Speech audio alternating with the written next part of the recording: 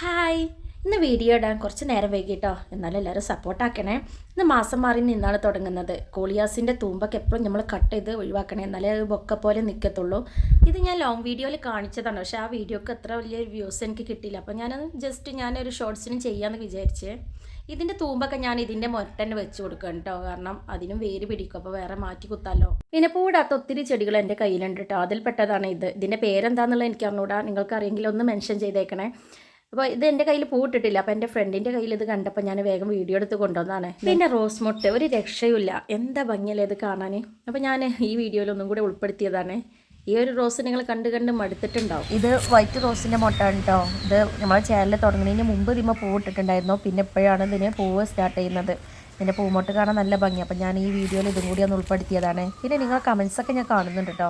എനിക്ക് പറ്റുന്ന രീതിയിലൊക്കെ ഞാൻ റിപ്ലൈയും തരുന്നുണ്ട്. ഈ റോസ് ഇപ്പോൾ ഏകദേശം തീരുമാനമായി തുടങ്ങിയിട്ടോ. 4 ദിവസമായില്ലേ വിരിഞ്ഞിട്ട്. ഇനിയിപ്പോൾ 2 ദിവസത്തിൻ്റെ ഉള്ളിൽ അതിൻ്റെ ഇതളുകളൊക്കെ കൊഞ്ഞു പോവാറായി തുടങ്ങി. വയലറ്റ് കോസ്മോസിൻ്റെ തൈ കുറച്ച് ഏജായി തുടങ്ങി കേട്ടോ. അപ്പോൾ അതിൻ്റെ ഫ്ലവർ ഇങ്ങനെ ചെറുതായി വരുന്നുണ്ട്. നിങ്ങളെപ്പോലെ തന്നെ ഉണ്ടോ, എനിക്കും പോപ്പി ഭയങ്കര ഇഷ്ടമാണ്. അതുകൊണ്ട് തന്നെയാണ് ഞാൻ പോപ്പികൾ ഒത്തിരി കൊണ്ടുവന്ന് നട്ടുപിടിപ്പിച്ചത്.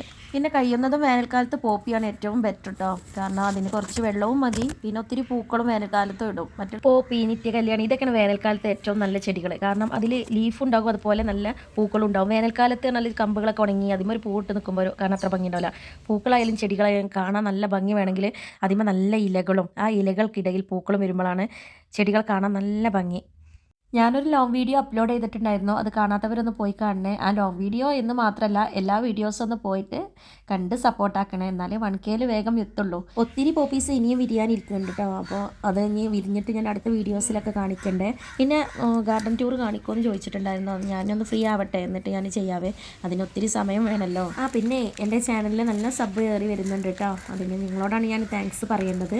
അപ്പോൾ ഞാൻ ഈ വീഡിയോ അങ്ങനെ നീട്ടിക്കൊണ്ടു പോകുന്നില്ല. എൻ്റെ മിതമായ സമയത്തിൻ്റെ ഉള്ളിൽ ഞാൻ ചെറിയൊരു വീഡിയോ എടുത്തിട്ട് എഡിറ്റ് ചെയ്തതാണ്. പിന്നെ ഞാൻ കൊറിയർ വരുത്തിയിട്ടുള്ള മാസന്മാരെയൊക്കെ നന്നായിട്ട് വേര് പിടിച്ച് തുടങ്ങിയിട്ട് അത് ഞാൻ അടുത്ത വീഡിയോസിലൊക്കെ അത് കാണിക്കണ്ടേ. പിന്നെ വീഡിയോ ഇഷ്ടപ്പെട്ടാൽ എന്തായാലും കമൻറ്റ് ചെയ്തേക്കണം, അഭിപ്രായങ്ങൾ പറയണം. അപ്പോൾ വീഡിയോ ഇഷ്ടമായാൽ like and comment. Okay, by.